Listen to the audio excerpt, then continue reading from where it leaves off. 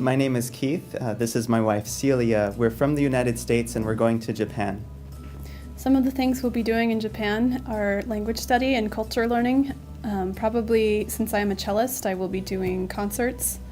And I probably will teach English, and I'd love to do Bible studies.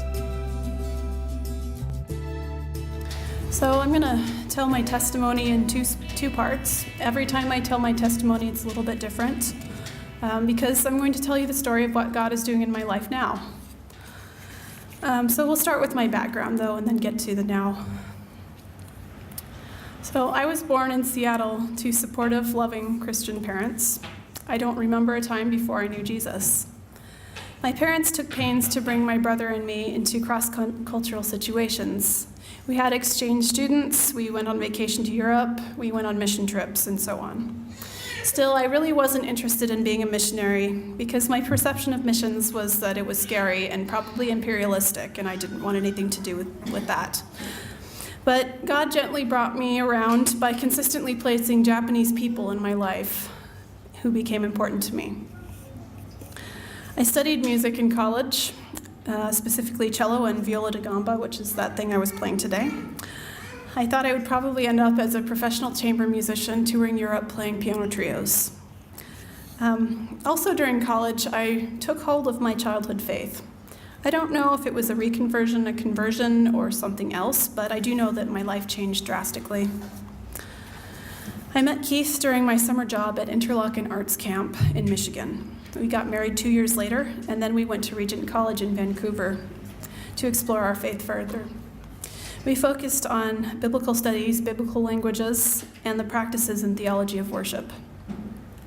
While we were in Vancouver, we met Tony and Pat Schmidt at Missions Fest. For those of you who don't know them, they recently retired from OMF Japan. We decided to attend Mission Fest not because we actually were thinking of doing mission work, but because my brother was going and we wanted to meet him there. So we started talking to the Schmidts about Japan and missions. They loved the Japanese, and they were definitely not imperialistic. A year later, a Japanese classmate, Izumi Araki, invited us to help her with Conversation Group, which is English for Japanese students and professionals in the Vancouver area. And we quickly discovered that we really liked talking to Japanese people.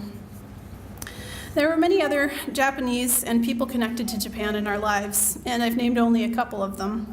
But the love and generosity we received from each of these people gave us a little nudge in the direction of Japan. I guess you could say that God and his people loved us to Japan. And at the same time, God began to show us his love for the Japanese. When we were coming up on graduation, we had no particular plans, so we thought, why not go to Japan as short-term missionaries? And I'm actually not sure how we came to that conclusion. When I remember, it's completely inexplicable. At first, we thought of a summer mission team, but then we decided we wanted to experience more of real life in Japan. So why not 3 months? No, we have to stay till Christmas. I need to play concerts for church outreaches at Christmas time. What about 5 months? No, we really should stay till the end of the school year with the student ministry we were working on. 8 months? Not quite long enough. We need to stay for Easter, for the 10th birthday celebration of our church. And then why not go on vacation, since our language skills are pretty good? So we ended up staying for 9 months, and we didn't want to leave. So I want to tell you a story that took place a couple of months after we got to Japan. Sapporo, where we were living, is an interesting place. There are fields of onions right in the city, and every spare bit of unpaved land has been cultivated. On Saturdays, especially in the fall, it's common to see people out working in their gardens. On a sunny Saturday morning in late September, I rode my bike to the farmer's market. As I rode my bike past well-kept fields and hardworking farmers and gardeners, my heart was filled with an inexplicable sense of joy and peace and thankfulness. I could not help but offer up overflowing and abundant praise to our Creator. As I reflected on this event, it struck me as slightly odd. First, there's the issue with the bike. Just a few years earlier, I fell off my bike and had a serious bike accident, scraped up my face. It was really a mess. So honestly, it's a bit of a miracle I was able to be on my bike and happy about it. More importantly, why were my experiences of God's love for the people of Japan more normal, consistent, and everyday, while my experience of God's love for the land of Japan was like getting a bucket of water over my head? I'm not talking about the country or the political structure. I'm talking about the land. My experience on my bike that day was remarkably similar to what had happened when I discovered Keith was a Christian. It wasn't exactly love at first sight since I'd seen him before, and yet I really didn't see him until that moment. I guess that day on my bike was my love at first sight moment with Japan. God opened my eyes once again to that which he wants me to love. But honestly, why the land? In one sense, this is fitting. John 3:16 says in the Greek that God sent his son for the love of the cosmos, not only for the people, but the whole universe and everything in it. That's how big God's love is. And Romans 8 speaks of creation groaning with us as we wait for renewal.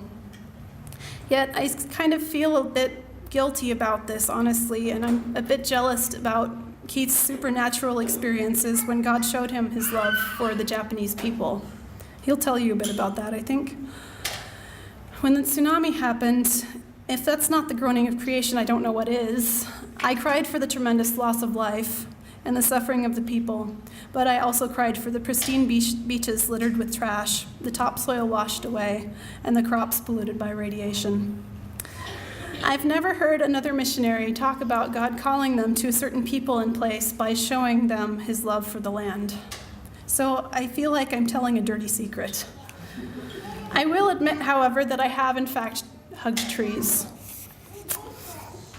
I have yet to discover exactly why God has given me this burning love for the land of Japan, but I have a few guesses. I think God wants me to love the land because the Japanese love the land. As someone whom God is calling to reach out to the Japanese, I need to love the things that they love, to rejoice with them when they rejoice, and to weep with them when they weep. I long to tell the Japanese people that this land, which they love, is a gift from our Creator God. My heart breaks that so many of them don't know this. They don't know this God who loves them. God is calling me to point the Japanese to their Creator, who loves them and who loves their land.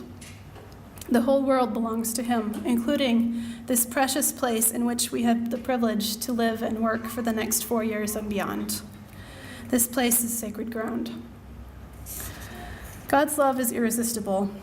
He dumped a bucket of love over my head when I met Keith, and he did it again when we got to Japan.